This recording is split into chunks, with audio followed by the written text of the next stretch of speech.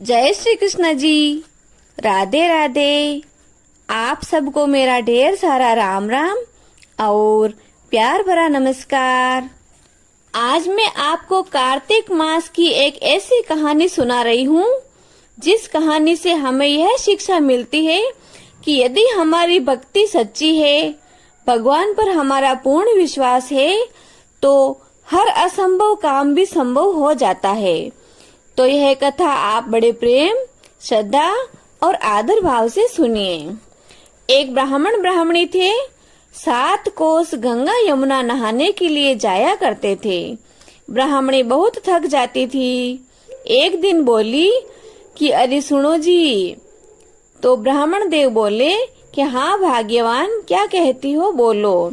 तो ब्राह्मणी बोली कि यदि कोई बेटा होता तो बहू तो आती, घर में खाना तो बना हुआ तैयार मिलता, कपड़े धुले हुए मिलते। ब्राह्मण बोला कि तूने बहुत बड़ी बात कही है, लो मैं तेरे लिए बहू ला देता हूँ।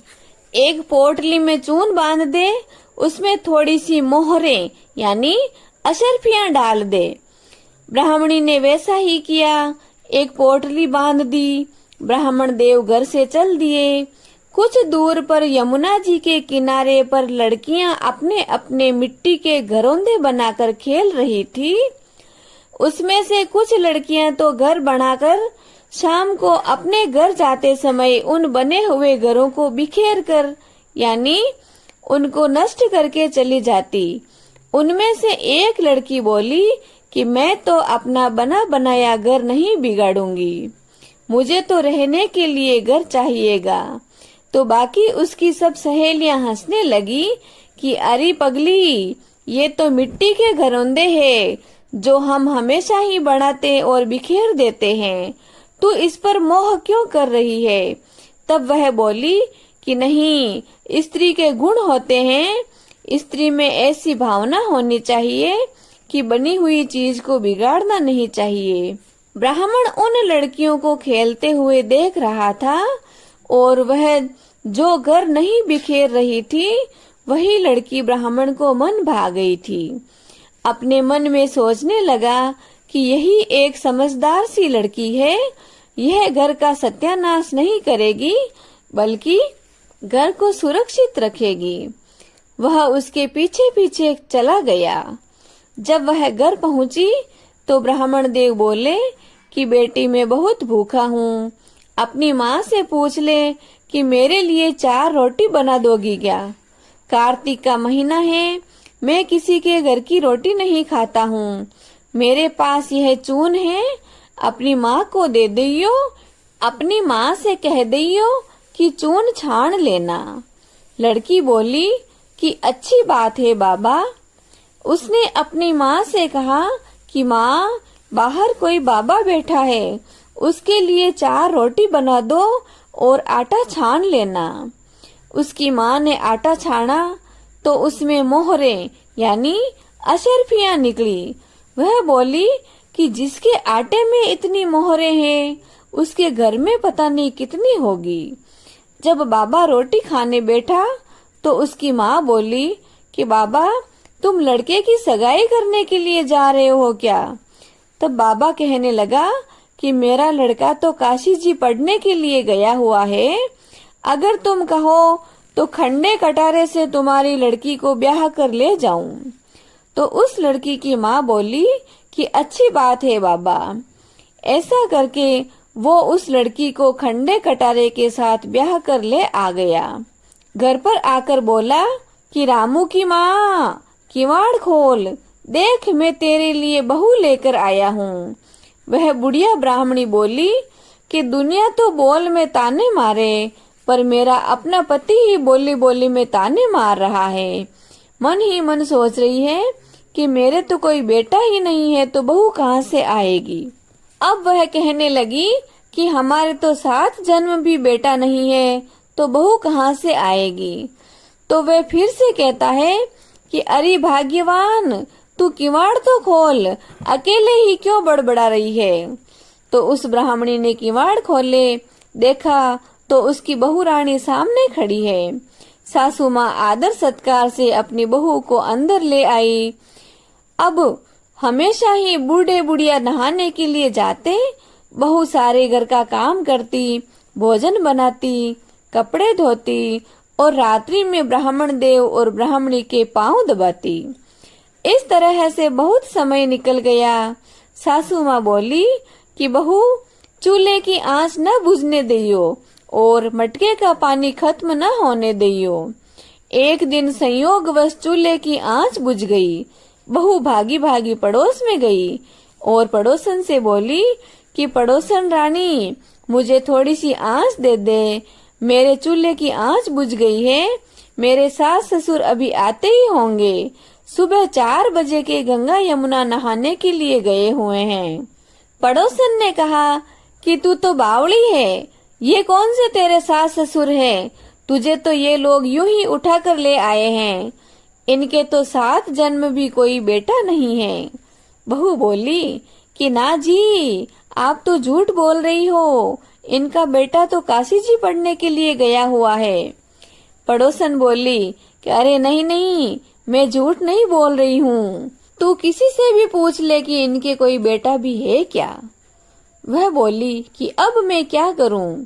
तो पड़ोसन ने कहा कि जली फूंकी रोटी बना दे, अलूनी दाल बना दे, खीर की कड़छी दाल में डाल दे और दाल की कड़छी खीर में डाल दे। उसको पड़ोसन की सीख लग गई। उसने ऐसा ही किया। दोस्तों, यह तो आप अच्छी तरह से जानते हैं कि पड़ोसियों के बहकावे में आने से अपने घर का नाश हो जाता है। अब उसके सास ससुर आए। आज न तो उनका आदर सत्कार किया और न ही उनके कपड़े लिए। भोजन लगा दिया। सासू बोली कि बहू, ये क्या है? ये तो जली फूंकी रोटी है, अलूनी दाल है। तो वह बोली कि खा लो सासू जी, तुम एक दिन खा लोगी तो क्या फर्क पड़ जाएगा, मुझे तो जीवन भर अलूनी ही रहना है। सासू बोली कि बहू को तो पड़ोसन की सीख लग गई है। बहू रात को तो सो गई। सुबह भागी भागी पड़ोस में गई और बोली कि अब क्या करूं? तब पड़ोसन बोली कि तेरे 7 कोठों की चाबी मांग ले। जब सासू जी नहाने के लिए जाने लगी तो बहू आगे अड़कर खड़ी हो गई और बोली कि घर से बाहर बाद में जाना, पहले मुझे इन 7 कोठों की चाबी दे दो।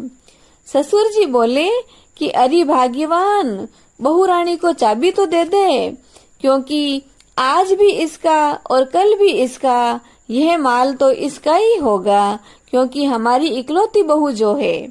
हमारा क्या है, हम तो आज मरे कल दूसरा दिन हो जाएगा, धीरे धीरे 12 दिन हो जाएंगे। बहू ने सासू माँ से चाबी ले ली। सास ससुर के गंगा यमुना नहाने के लिए जाने के बाद पीछे से बहू ने कोटे खोल के देखा कि किसी में अन्न, किसी में धन, किसी में बर्तन, किसी में कपड़े और किसी में कपड़ों के अटूट भंडार पड़े हैं। धीरे धीरे बहू ने 6 कोठे खोल लिए। सब में कुछ न कुछ कीमती सामान पड़ा था। 7वां कोठा खोल कर देखा तो उसमें गणेश जी, लक्ष्मी जी, पिंपल माता, पथवारी माता, कार्तिक के ठाकुर जी, राई दामोदर भगवान, तुलसी जी का बिड़ला, 33 करोड़ देवी देवता विराजमान है। गंगा यमुना बह रही है और तिलक छापा लगाए हुए चौकी पर बैठा हुआ एक लड़का माला जप रहा है। बहू बोली कि तुम कौन हो? तो वह बोला कि मैं तेरा पति हूँ, किवाड़ बंद कर दे, मेरे माँ बाप आएंगे तब दरवाजा खोलियो। अब तो बहू बहुत ही प्रसन्न हुई। 36 प्रकार के भोजन बनाए, 16 श्रृंगार किया, रांची माची डोले। सास ससुर आए तो बड़े प्यार से उनसे बात की, उनके कपड़े धोए, उनको भोजन करवाया। बूढ़ा बोला कि बहू तो धन देख कर राजी हो गई होगी। बहू सास के पैर दबाती जाए और कहती जाए कि माँ जी, तुम इतनी दूर 12 कोस गंगा यमुना नहाने के लिए क्यों जाती हो?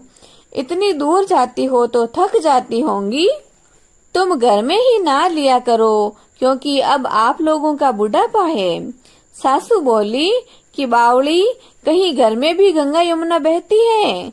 बहू बोली कि हाँ माँ जी, घर में भी गंगा यमुना बहती है, चलो मैं आपको दिखाती हूँ।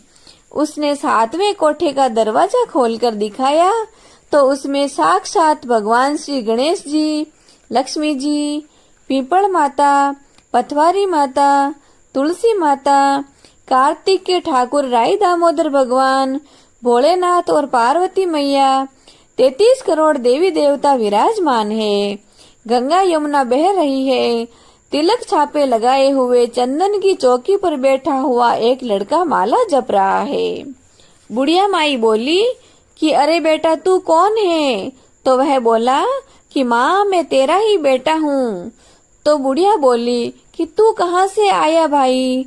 तो वह बोला कि मुझे तो कार्तिक के देवता ने भेजा है। माँ बोली कि बेटा ये दुनिया क्या जानेगी, क्या जानेगा मेरा ये संसार और मेरा घर का पति, क्या जानेगी मेरी देवरानी जेठानी, और क्या जानेंगे मेरे अगड़ बगड़ के पड़ोसन और सब लोग कि तू मेरा ही बेटा है। उसने पंडित जी से पूछा तो पंडित जी बोले कि परली पार तू खड़ी हो जा और इस पार बेटे को खड़ा कर दे। बुढ़िया परली पार खड़ी हो, चाम की अंगियां पहनो, छाती में से दूध की धार निकले, बेटे की दाढ़ी मूंछ भीगे, पवन से गठ जोड़ा बंध जाए तो सब जाने ये बुढ़िया का बेटा है। उसने ऐसा ही किया। चाम की अंगियां फट गई, छाती में से दूध की धार निकली, बेटे की दाढ़ी मूंछ भीग गई, पवन पानी से बहू बेटे का गठजोड़ा बंध गया। ब्राह्मण ब्राह्मणी बहुत ही प्रसन्न हुए कि हे कार्तिक के ठाकुर राई दामोदर भगवान, हे भगवान श्री कृष्ण, जैसे उस बुढ़िया ब्राह्मणी को बेटा बहू दिए वैसे सबको दियो। कहानी कहने वाले, सुनने वाले और इसकी हुंकार लगाने वाले सबकी इच्छा पूरी करना। जैसे उस ब्राह्मण ब्राह्मणी की इच्छा पूरी की वैसे सभी की करना। बोले श्री कृष्णचंद्र भगवान की जय। कार्तिक के राई दामोदर भगवान की जय। तुलसी माता और गंगा यमुना की जय। यदि यह कहानी आपको अच्छी लगी हो तो आप इसे लाइक करें और ज्यादा से ज्यादा शेयर करें। मेरी कहानियों के साथ जुड़े रहने के लिए चैनल को सब्सक्राइब जरूर करें। जय श्री कृष्णा जी। राधे राधे।